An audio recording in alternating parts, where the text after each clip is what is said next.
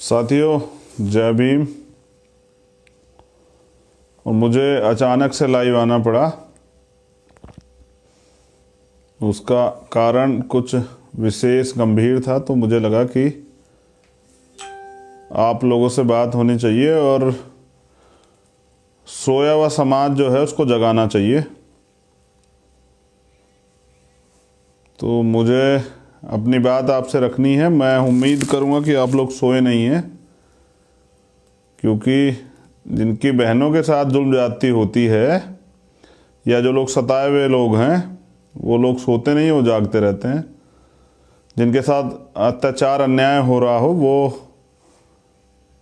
सोते नहीं हैं। और मैं भीम आर्मी के कार्यकर्ताओं का धन्यवाद भी करूंगा और उनसे ये भी आशा उम्मीद मैंने हमेशा की है कि वो समाज को परिवार समझें और जिसके परिवार में दुख हो, तकलीफ हो, वो सोता नहीं है। दिन में मैंने आपसे मदद मांगी थी कि आप मेरी इस आवाज़ को उठाने में मदद करें, क्योंकि शायद भारतीय मीडिया इसको ना दिखाए। अब मेरा एक बहुत विनम्र अनुरोध है और आपसे मेरी एक परेशानी जो मैं महसूस कर रहा हूँ वो आपसे शेयर करना चाहता हूँ और उस पर आपकी मदद भी चाहता हूँ कि क्योंकि मेरे पास तो मेरी ताकत जो है वो ना तो मेरे पास विधायक है ना एमपी हैं। मेरी ताकत तो आप ही हैं जो पूरे देश में दुनिया में रहते हैं और बाबा साहब अम्बेडकर और माननीय काशीराम साहब के मिशन पे काम करते हैं, जुल्म जाति के खिलाफ लड़ते हैं, संघर्ष करते हैं। तो मेरी तो सबसे बड़ी ताकत आप है। बहुजन समाज में जन्मे सभी संतों, गुरुओं, महापुरुषों को नमन करते हुए परम पूजनीय बोधिसत्व बाबा साहब अम्बेडकर, करुणा के सागर तथागत गौतम बुद्ध, संत शिरोमणि सतगुरु रविदास जी महाराज, भगवान वाल्मीकि महाराज, गुरु नानक देव, संत कबीर, गुरु घासीदास जी महाराज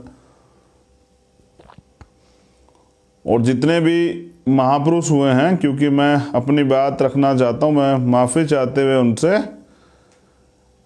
उनका नाम नहीं ले पाऊँगा क्योंकि मैं परेशानी में हूँ और मैं उम्मीद करता हूँ कि आप मेरे दुख तकलीफ को समझेंगे।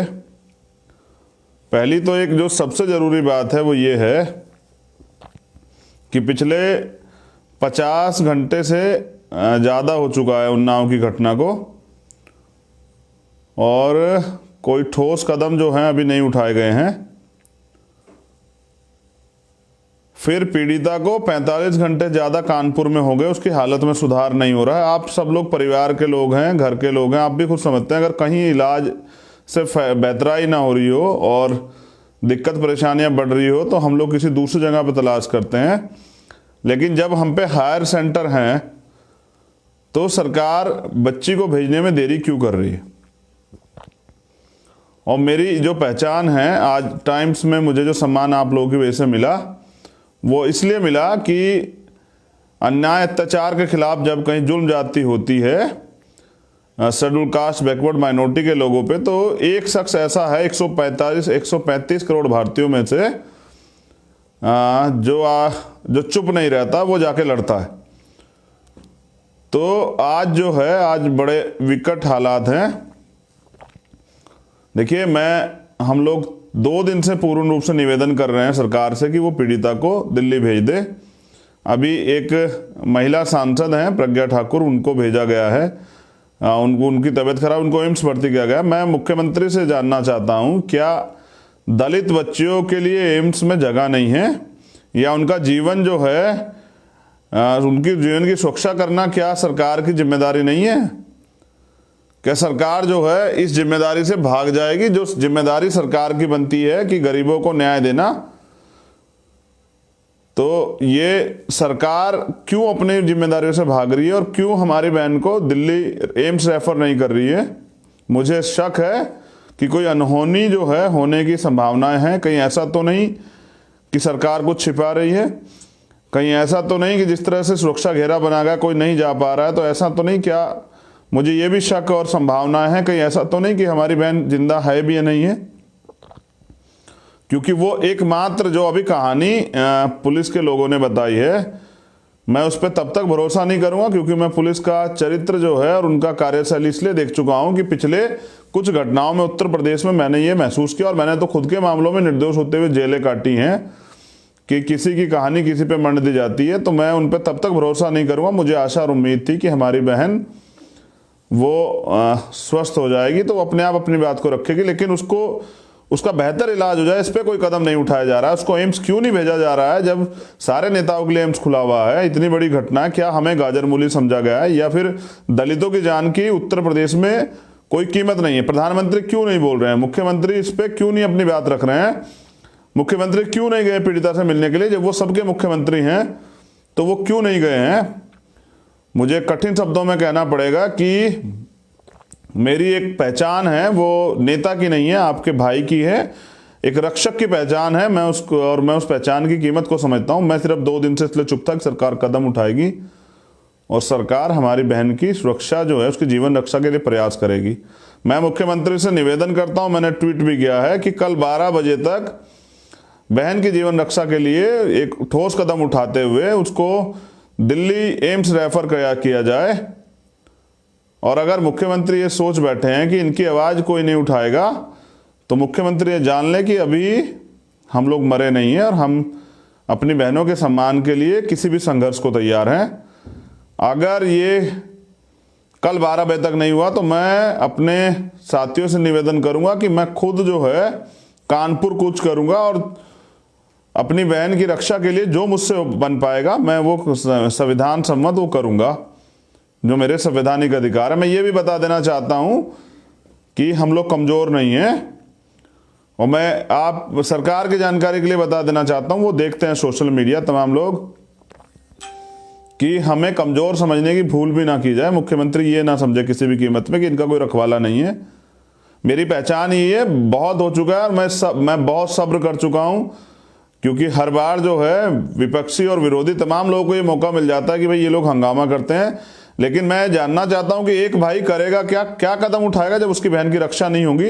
अपनी बहन की रक्षा के लिए पूरे देश में राखी बांधी जाती है, तमाम तरह के हिंदू धर्म के त्यौहार होते हैं, और मैं ये जानना चाहता हूं कि मुख्यमंत्री तो खुद जो हैं बच्चों की वो सेवा करते हैं, क्या इस बच्ची की जान कोई कीमत नहीं है क्या? जीवन रक्षा करने के लिए धागे की जरूरत नहीं होती राखी की, और सिर्फ वो भाई नहीं होता जो राखी बंधवाता है, वो भी भाई होता है जो बहनों के सम्मान के लिए लड़ता है। तो मैं पूरी जिम्मेदारी से कह रहा हूं कि कल 12 बजे तक अगर ठोस कदम नहीं उठाया गया और इस बीच में कोई दुर्घटना हमारी बहन के साथ घट जाती तो उसके लिए सरकार जिम्मेदार होगी, पूर्ण रूप से मुख्यमंत्री जिम्मेदार होंगे। और मैं तमाम कार्यकर्ता पदाधिकारियों को मैसेज भी देना चाहता हूं कि वो लोग कमर कस लें अपनी बहन की रक्षा के लिए, उसकी सुरक्षा के लिए, उसको न्याय दिलाने के लिए, जो हमारी पहचान है, यही हमारी राजनीति है और हम संघर्ष के लिए तैयार है। तो मैं खुद कानपुर कूच करूंगा और सरकार ये जान ले कि दुनिया की वो कोई ताकत नहीं है जो मुझे जाने से रोक दे। अगर मेरी हत्या ही हो जाएगी तो अलग बात है, बाकी मैं लड़ूंगा। और मैं आपसे एक और निवेदन करना चाहता हूं कि देखिए, मैं चमार कुल में पैदा जरूर हुआ हूं क्योंकि जातियां हमने नहीं बनाई हैं, लेकिन मैं शेड्यूल कास्ट की सभी जातियों से कहना चाहता हूं कि आप मेरे ऊपर भरोसा करें। जिन लोगों ने मुझे लड़ते हुए देखा वो जानते हैं मैं जातियों में भरोसा नहीं रखता हूं। जब कहीं अन्याय होगा तो मैं खड़ा रहूंगा। मैं हर उस शख्स से जो गांव में रहता है, देहात में रहता है, परेशान है, जिसके साथ जुर्म जाते हैं, उसको ही कहना चाहता हूं कि मैं उन रक्षक के रूप में, आपके बेटे भाई के रूप में, आपके बच्चे के रूप में हमेशा इस लड़ाई को लड़ने के लिए खड़ा हूं और खड़ा रहूंगा। आप ये ना समझें कि मैं किसी एक जाति या समाज के लिए लड़ूंगा, मगर मैं शेड्यूल कास्ट के लोगों को तो स्पेशल कहना चाहता हूं क्योंकि मैं यहाँ पैदा हुआ हूँ। शेड्यूल कास्ट के सभी जाति के लोग अपना भाई, अपना बच्चा, अपना बेटा, अपना दोस्त मुझे समझें। माइनॉरिटी के लोग भी, बैकवर्ड के लोग भी, मैं समय आने पे जब भी कोई मुसीबत में होगा मैं लड़ूंगा। लेकिन मैं आज शेड्यूल कास्ट के लोगों से स्पेशल ये कह रहा हूँ, मुझे लगता है कि गांव देहात में उनको ऐसा लगता है कि हमारे यहाँ चंद्रशेखर नहीं आएंगे लड़ने, तो जहाँ अन्याय होगा बहनों के साथ, वो किसी जाति धर्म की हो, तो मैं वहाँ जाऊँगा लड़ने के लिए। और मैं कुछ बातें आती हैं कि भाई सभी घटनाओं पे नहीं आ जाते, तो जहाँ अन्याय होता है, जहाँ न्याय हो रहा है, सरकार कार्रवाई कर रही है, तो वहाँ कोई फायदा नहीं, सरकार कार्रवाई करनी दी जाए। लेकिन जहाँ अन्याय होगा, जो अब हो रहा है, सब पूरा देश मांग कर रहा है, विपक्ष मांग कर रहा है कि पीड़िता को भेज दो। 2 सरकारों ने कह दिया, दिल्ली की सरकार ने, महाराष्ट्र सरकार ने, कि हमारे यहाँ भेज दो, हम इलाज करा देंगे। क्यों डिसीजन नहीं लिया जा रहा है? क्या मैं जानना चाहता हूं कि हमारी बहन जिंदा भी है या नहीं। और मैं ये कहना चाहता हूं कि मुख्यमंत्री जान ले, हम लोग तैयार हैं। कल 12 बजे तक का समय आपका, उसके बाद हमारा।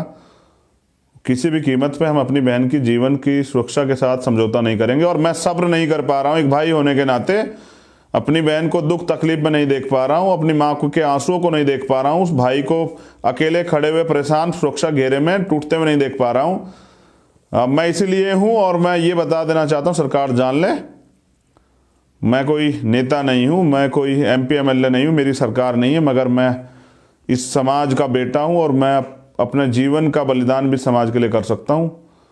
मुख्यमंत्री अगर ये सोच अहंकार में सोच बैठे हैं कि हम सब कुछ लिपापोती कर देंगे और न्याय नहीं देंगे, तो वो दिन, मुख्यमंत्री ये बात याद रखें, वो दिन अभी नहीं आएगा। उसके लिए आपको चंद्रशेखर की और बहुत सारे लोगों की, भीम आर्मी के लोगों की हत्याएं करनी पड़ेगी। जब तक ये लोग हैं तब तक तो ऐसा नहीं आएगा। हमारे तमाम भीम आर्मी के नेता अन्याय के खिलाफ लड़ने को तैयार हैं। मैं बस ये कहना चाहता हूं कि मेरी चेतावनी समझिए या मेरा निवेदन समझिए। मैं तो भाई होने के नाते आपसे निवेदन करता हूं हाथ जोड़ के कि मुख्यमंत्री हमारी बात को सुनते हुए बहन की जीवन रक्षा के लिए उसको भेजे। एक भाई आपसे अपील कर रहा है, जबकि ये भाई कभी झुकता नहीं है, कभी स्वाभिमान समझौता नहीं करता, कभी हाथ नहीं फैलाता। मैं आपसे हाथ फैला के मांग करता हूं कि आप हमारी बहन की जीवन रक्षा के लिए उसको एम्स भेजें। मेरे सब्र का इम्तिहान ना लिया जाए। मैं मुख्यमंत्री से कहना चाहता हूं कि वो मैं 2 दिन से इंतजार कर रहा हूं, इससे ज़्यादा इंतजार नहीं कर पाऊंगा। कल 12 बजे तक मैं इंतजार करूंगा, 12 बजे के बाद मैं इंतजार नहीं करूंगा। तो मैं अपनी बहन की रक्षा स्वयं करूंगा और मैं अपने साथियों से कहना चाहता हूं कि वो तैयार हो जाए। कानपुर और तमाम आसपास के जो लोग हैं, हम लोग लड़ेंगे। जय भीम, जय भारत, जय संविधान। आप सबके लिए मंगल कामना और अपनी बहन की जीवन रक्षा के लिए प्रार्थना करता हूं कि उसका जीवन सुरक्षित रहे और वो स्वस्थ हो जाए और उसको न्याय मिले। मैं इसकी प्रार्थना करता हूं। मैं माफ़ी चाहता हूं आपसे, फिर आपसे मुलाकात होगी।